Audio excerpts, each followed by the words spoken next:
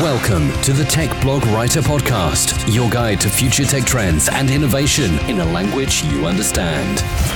Now, over to your host, Neil Hughes. Welcome back to the Tech Blog Writer Podcast. It's back to school time, I'm afraid, which might be a relief for parents listening, but not so cool for students listening. Unless, of course, they attend the village school in Houston. Now, I recently read about what they're doing there and how they've introduced mandatory coding for every single one of its middle school students and introducing coding concepts as early as preschool. Now, they believe that to truly prepare kids to succeed in today's world of AI and machine learning and for jobs that don't even exist yet, technology must be integrated into every part of their education. This was inspirational news to my ears. So I invited Gabriella Rowe, now she's the head of school at the village school over there in Houston, to come on the show today and tell us all about it and share their story. Thankfully, she said yes. She has enjoyed 28 years in educational leadership, strategic management consulting and finance, which has then provided her with a broad base of experience from which she has derived a collaborative, information-driven leadership style. She is one inspirational lady and suspect that she would argue it's her students that are inspirational. So buckle up and hold on tight because it's time to beam your ears all the way to Texas so we can speak with Gabriella Rowe. So a massive warm welcome to the show. Can you tell the listeners a little about who you are and what you do? Absolutely. I am Gabriella Rowe. I'm the head of the village school in Houston, Texas.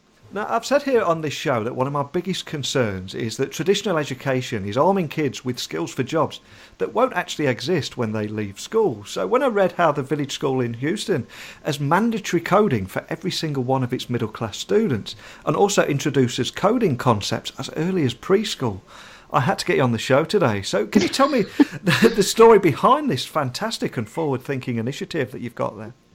Well, first of all, thank you very much. I appreciate the encouragement. It is most certainly a big part of our DNA and who we are. It really goes back to my first steps into Village in Houston about 3.5, 4 years ago, when I looked around the world that we are in. We are smack in the middle of what we call the energy corridor, which means we're surrounded by the oil and gas engineering firms of the world, as well as the largest medical center and the, as many know, the fount of aerospace and Houston, we have a problem, the world of NASA.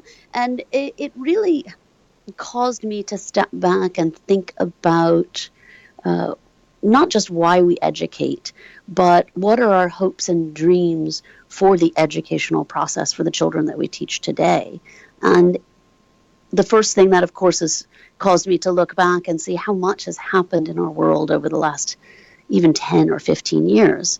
And extrapolate that out to 15, 20, 25 years in the lives of our students. There is no question that they are going to be asked not just to solve problems that we haven't identified today, but to work in ways and with skills that are entirely foreign to us old folk, as we like to say. and that means going right back to the beginning. And I'm an educator to my core, and so it's all about backwards planning for me. And what does backwards planning mean if you don't know what your end goal is going to be? So we can no longer say, well, this is what you need to be able to do in order to be a doctor. This is what you need to be a lawyer. Instead, we're coming up with job descriptions like extraterrestrial tour guide or lunar geothermal engineer. Well, what does that mean? And what are this ultimately that begs the question, what do you need to know in order to be successful in this job that sounds like a cartoon character to us? And that means focusing on this just core essence of skills and really what we call those 21st century skills, the essential components of learning. But then also there's this new stuff It's not about calligraphy anymore. It's about coding. and I think that in education we love to throw around terminology. So we've for a number of years now we've talked about the 4 C's, and there's critical thinking, collaboration, communication, and one of the ones that and creativity, of course. But one of the C's that I often call the 5th C that gets left out is coding. And that word coding means much more than you're going to learn how to code. It means that there's this language, there's this way of thinking, there's a way of deciphering and describing the world and problem solving that is so essential in the future, or we believe will be so essential in the future, that we all must learn it in the same way we learn our multiplication tables. And I remember the first time I sort of had that, that light bulb went off for me, and it rocked me back a bit as an educator, because there's not an awful lot of space in our school day. I mean, I don't know what vantage you have into the world of school days these days, but it's quite amazing what we pack into them for our children. And I say that as a parent of 2 boys as well as an educator. And here in Houston, there's it's not good enough just to be a brilliant student. You have to be a brilliant athlete as well. And oh, by the way, saving the world on the side isn't such a bad thing. So, the CV of our 5-year-olds has suddenly become an important subject of discussion. So where then do you fit in this new learning? Where do you, how do you make it part of the living and breathing of children's lives? And that's where the process started. Asking that question is where the process started for us. And it's been a phenomenal journey along the way. And along with all those things that you mentioned there, they still have to find time to update Instagram, Snapchat, and Absolutely. Facebook. Oh, and, flirt with the guy across the room and sit around and play video games and all the things that you do in order to sort of grow up and be a child. Oh. Lest we forget that most important piece. But, absolutely. And one of the things I do notice a lot is the media often concentrates on how technology is actually taking away jobs, but it seldom tackles the new roles that are emerging for a new digital era and how we educate people and bring everyone along for the ride. But with AI and machine learning being really hot topics at the moment, did you feel compelled to actually prepare kids for jobs that don't even exist yet? Well, absolutely. And AI and everything that surrounds the concepts of artificial intelligence and augmented reality are incredibly exciting. And I'm sure you've already heard in just the last couple of minutes, I'm a bit of a glass half full person, which is awfully convenient as an educator. But I think this is a place where it's really important to be that way. I as you can imagine, I am surrounded by that fear. There is always that fear that, am I going to be replaced in my role by a machine? Am I going to, somehow, are my skills going to be useless and I'm going to be set aside because some robot is going to be doing my task? And that's just silliness. And I think that it sets up a path for life for our children that really focuses on the negative, and it doesn't focus on evolution and change and growth. And education is all about growth. Artificial intelligence is just another tool that we've been given.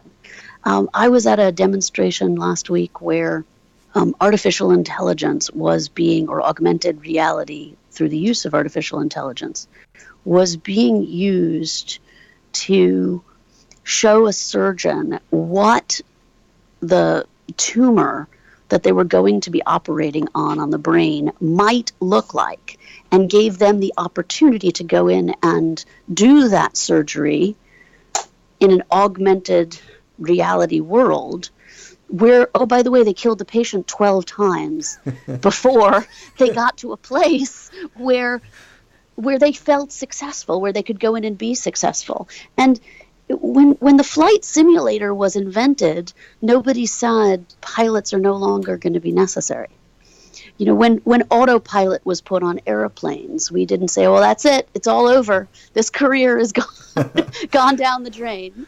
But what the reality of what happened is you created all of these new fields of expertise. The person who is designing the scenarios. In the world of artificial intelligence, there is an incredible amount of programming and analytics that has to go into creating the platforms and refining the platforms to make those tools work effectively.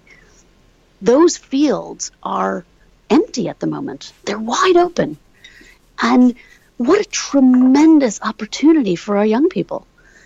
They are going to be at the forefront of development that is going to revolutionize the way that we save people's lives. It's going to revolutionize the way in which we plan our cities, the way in which we prevent accidents, the way in which we cure major blights on society that have plagued us for generations.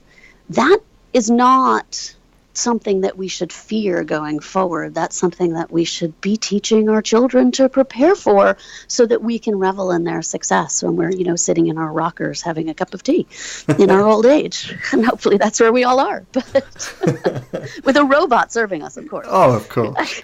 But no, I completely agree with you here. One of the things that I love about what you're doing there as well is it's not just about technology. It's the combination of actually introducing that technology and combining it with real world challenges to try and solve. For example, the flooding in Houston, which became even more real when Harvey hit Texas last year. I mean, can you tell me a little bit more about that and expand on that? Because I think it's fantastic how it's not just technology, how you're combining the two worlds together. Well, thank you. Absolutely. I believe, and I think this is fundamental to what our teachers believe here at Village, is that the best way to show that you respect and that you believe in your students is to give them tasks that you don't know the answer to. Yeah. And the best way to do that is to pick real world problems that we are all working on a day-to-day basis and say, what do you think? How would you go about solving this? How would you add to this?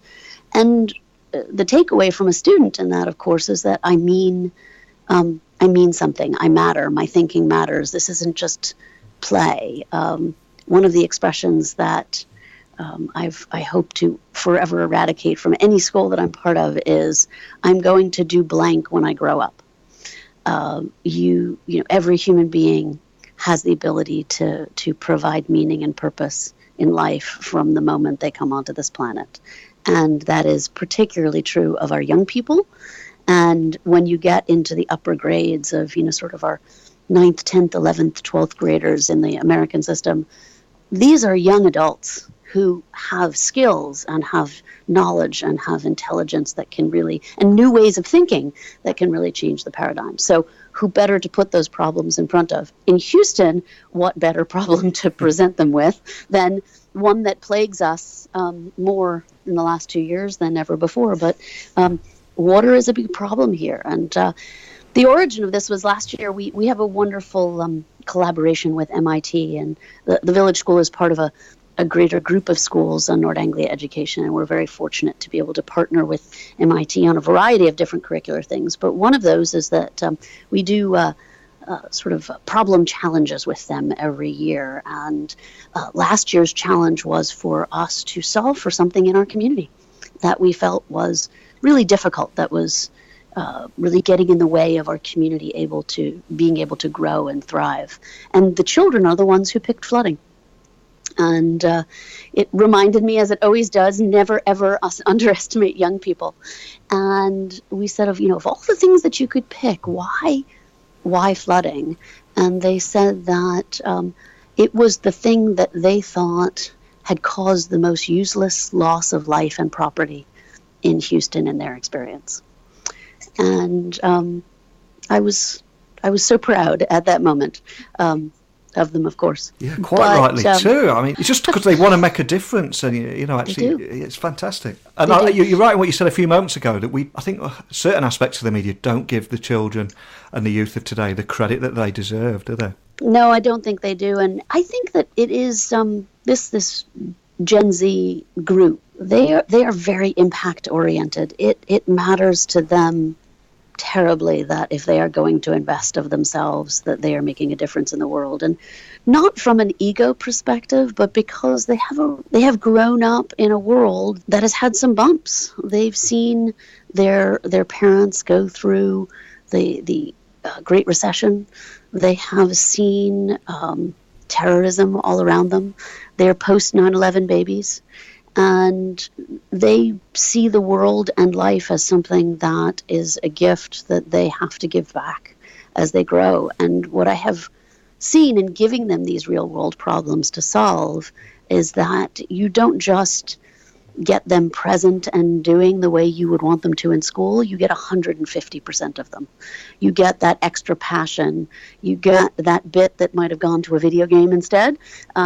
They come those extra hours. They come on the weekends because it matters and it will make a difference. And so what that, fast forwarded into for us around flooding is a group of our students got together and designed a flood sensor and worked in conjunction with the flood czar, as appointed by the mayor here in Houston, to really get to the technical challenges that the city was facing. So it wasn't just a nice little poster board. And they identified the mechanical flaws with the products that existed. They designed new products. They contacted manufacturers. They made prototype. And they are now actually working with an incubator, a manufacturing incubator here in Houston now to develop a prototype that can be scaled throughout the underpasses in Houston.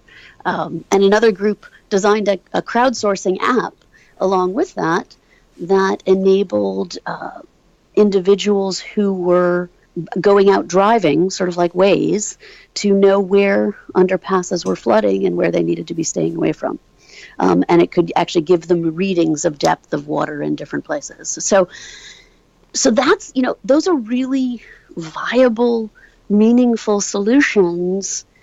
And the average age of the children who were working on them was 15. Never, ever, ever underestimate a young person. And I remind myself of that every day. And, back to your earlier question about these, the curricular aspects that we've put in place. When I first started, I thought that this was our obligation as educators to provide them the skills. I now believe that it is our obligation to the world so that we can get these kids out there as fast as possible, making a difference. Fantastic. Now, in recent years as well, STEAM education, which is obviously science, technology, engineering, arts and mathematics, has been a red-hot topic too. Is that something that you've always been passionate about at your school? And if it is, why do you think that is still so important? Well, I think it has, the short answer is yes, it has been essential to our school for generations, and one could almost say since the inception. And that was primarily because of our location, because we are surrounded by engineering companies, and many of the parents who would send their children over the years to Village were engineers themselves. And science and math were important. That has evolved over time to be something more hands-on, which is really what I would describe that interwoven curriculum of STEAM to be. It is I think sometimes misinterpreted in the world, and so as it has become more of a fashion, more of something that is talked about in the mainstream of education, I think sometimes it's gone a little bit sideways when people start talking about the STEAM building that they built or the STEAM curriculum. It's still just science and math and technology, but the real STEAM part is how they're all working together. The STEAM part are the problems that the children are solving, the messiness, what are they building, what are they taking apart, are they learning on their own, or are we continuing to teach them to memorize tables out of a book? And that's the place where I think we need to have the conversations. That's where, when we talk about STEAM, we need to evolve educationally as a society of educators, and I have seen tremendous progress there. There's so much further to go. And you've kind of proved that, haven't you, as well? Because you built that STEAM program without feeling the need to have a STEAM building. No, we're very, in my my times when I'm justifying that, I say it is absolutely unequivocally because we don't believe in such things. Yeah. There might have been some funding restraints also, but truthfully, I think that I'm not sure our teachers would know what to do with a STEAM building at this point, because it has to happen in the classroom, in the teaching, in the work of the children every single day. It's not something you say, okay, I do STEAM in the third period. It doesn't work that way. It does require spaces, however, that can enhance that experience. And so we have added some big open incubator tinkering spaces that I think if you went back 50 years would look an awful lot like shop did when some of the rest of us were in school. But they have everything from sewing machines to welding machines to hot glue guns to paints and fabrics and junk piles and 3D printers, all the technology, computers, all the technology, you could laser cutters, for the children to be able to learn to use, but then to incorporate in using in a specific way. I think that's the place where people get lost. If you just build a space and you fill it with all of those things, what do you do next? Yeah. What's the purpose? What are you going for? And that's the problem-solving piece. And so if you say to a child or a group of children, which would be preferable, here's an open-ended problem for you to solve. Here's this space filled with all of these tools that we've already taught you how to use so that you can do it productively and safely. Now go for it. So when we go back to when you first introduced mandatory coding, what were your biggest challenges back then? Did you have any resistance to change, or were students, staff and parents all united and looking forward to it right from the beginning, or did you have any obstacles to overcome? Well, I think if I were, in the best of all possible worlds, it would, of course, be the former. Yeah. No obstacles, no objections. But realistically, that wouldn't be human nature now, would it? No. So, of course, there's the typical resistance of fear. For some teachers, I can't teach this because I don't understand it myself. Mm-hmm. How can I do that? For some parents, it's the fear that something else is going to be left out, because the days are so jam-packed. As I said earlier, where do you fit it in? Well, you probably have to make something else go away. And the fear on the parents is, if you make that thing go away, is my child going to be less prepared?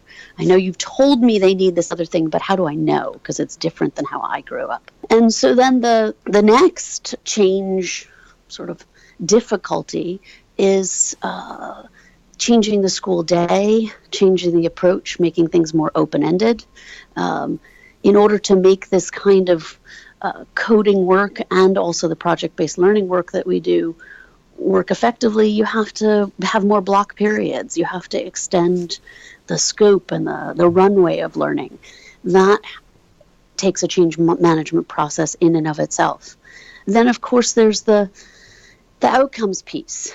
Where is coding going to appear on their SAT? What is the standardized measurement that's going to be used that's going to tell me success is taking place? Very difficult, but absolutely doable. And that means, of course, that the education of the student, the teacher, and the parent must happen simultaneously, side by side, so that everyone is growing and learning together, and then at the end converges in the same place. It takes time, a fair bit of patience, but in the end, when you get to the other side, you have parents who are immeasurably proud of the accomplishments of their children because they're real. They can see the effects of them in the real world. You have teachers who are doing what they love most, which is seeing students really grow and develop into these individuals who are going to be impactful in their lives. And you have students who are engaged and who want to be in school and who want to take on challenges. The perfect example is our coding program in preschool. very radical. I think I probably got more pushback about that initially than anything else, primarily because we were replacing foreign language study with coding. We have a very English language most of our students are learning English as a second or third language. Very challenging to bring them into an environment where you're then teaching them preschool French and Spanish on top of that once or twice a week. Almost counterproductive. And at first, pulling back that curriculum entirely was met with quite a bit of resistance from parents who still wanted foreign language study for their students. And so we replaced it with coding, which really enabled us to solve two problems at once. Wonderful rudiments of language acquisition that could help both their English language acquisition and their overall skills. And then we also were able to give them a baseline at a very young age for something that was going to be critically important to them on a going forward basis. Probably took 6 months of teaching with parents and teachers to get to a place where everybody felt comfortable. Now it's soaring and fabulous, and God help me if I ever took it away. So if you were to look back now, before you introduced that STEAM programme, what are the most significant improvements that are quite visible when comparing that before and after look at the programme? Oh, happy children, without a doubt. Wow. Engaged children. One of the ways in which we teach coding in preschool is we actually do patterning, and we do it in phys ed, in our physical education classes, and we will line up 3 children, and we have a code that they've learned, which is if you have your arms crossed, you jump 3 times, or if you've got your hands on your head, that means you sit down, and one team has to interpret the code of the other team. Fabulous fun. It's sort of like this very sophisticated version of Simon Says. And the children love it. They absolutely adore it. There are no discipline challenges. There's no getting anybody to focus and concentrate on it, because if they lose focus, they're going to lose the game, and they're not going to crack the code. And that's what the essence of great education is to me. Are you capturing their imagination? Are you harnessing their intelligence and their capacity to learn, and maximizing the result for each and every individual child? And STEAM, project-based learning, problem-based learning, real-world application, rolling all of those things together in a really student-focused way, that's what you get. And I go into classrooms whenever I'm feeling a little bit jaded, a little bit down, and I see the result, and I see the satisfied teachers and the engaged children, and I don't need anything else. That's it. Fantastic. So here we are in 2018, a brand new year. So I've got to ask, what is your grand vision at Village School in Houston? And also, what will be your primary focus here in 2018? I think the big focus for me this year is bringing together some disparate elements that we've been developing around STEAM and 21st century learning for the students. And the biggest is probably entrepreneurship for me. And that is, okay, you've invented your flood sensor, but what do you do next? How do you scale it? How do you market it? How do you make it something that really happens in the real world? Take that brilliant idea and scale it to a point of real impact. And that idea of a school being able to be an incubator of startup ideas, and giving our children the ability to have those tools as well. So 2 years ago, we launched an entrepreneurship diploma degree in our high school with the Wharton School of Business. And it's really taken roots now at Village. And for me, 2018 is bringing all those pieces together so that our graduates, when they're coming out of our high school, will hit the ground running. And we'll be going to many, many different kinds of programs to study many different things, but we'll have all the tools necessary to be impactful right out of the box.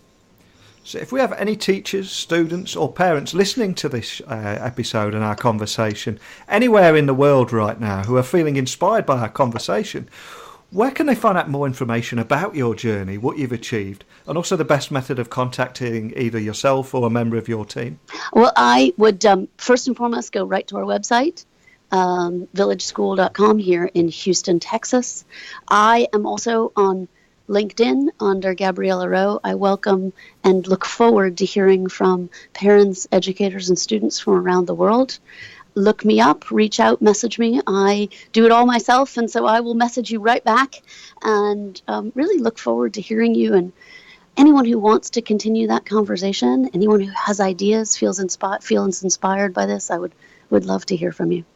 Excellent. Well, one of the things, one of the big takeaways for me from talking to you today is it's not about technology, it's not about coding, it's how you've actually taught children to use technology and see technology as a tool to solve real world challenges, and that's incredibly special. But there's something that you said early on in the episode as well, is never ever underestimate a young person. And I think that's just a fantastic quote to end on there, because it's so true and you're such an inspiration. So a big thank you for taking the time to come on and share that story with us today. Thank you so much, and it's been a pleasure. I love how Gabriella there is leading the way to truly prepare kids to succeed in today's world of AI and machine learning. And like I said at the beginning of the show, for jobs that don't even exist yet. Because technology really must be integrated into every part of education. Now, I would argue, and I'm sure Gabriella would agree, that coding is just as important as teaching history. But it's not just about technology. It's about enabling kids to see that tech is not just there for entertainment, like watching Netflix on an iPad, playing video games on a games console, or asking Amazon Alexa or Apple Siri a question. But it's about solving real problems and making the world a better place. And for me, that makes the work that Gabriella is doing to be something quite beautiful and incredibly inspirational. So I really do hope that anybody listening to this show today that's found themselves inspired by Gabriella and her story will reach out to her direct, because you really can hear in her voice there the passion that she has to make a difference and actually encourage children to build that brighter future and leverage the tool of technology. But what are your thoughts? I'd love to hear your experiences of how technology is now being embedded into school curriculums.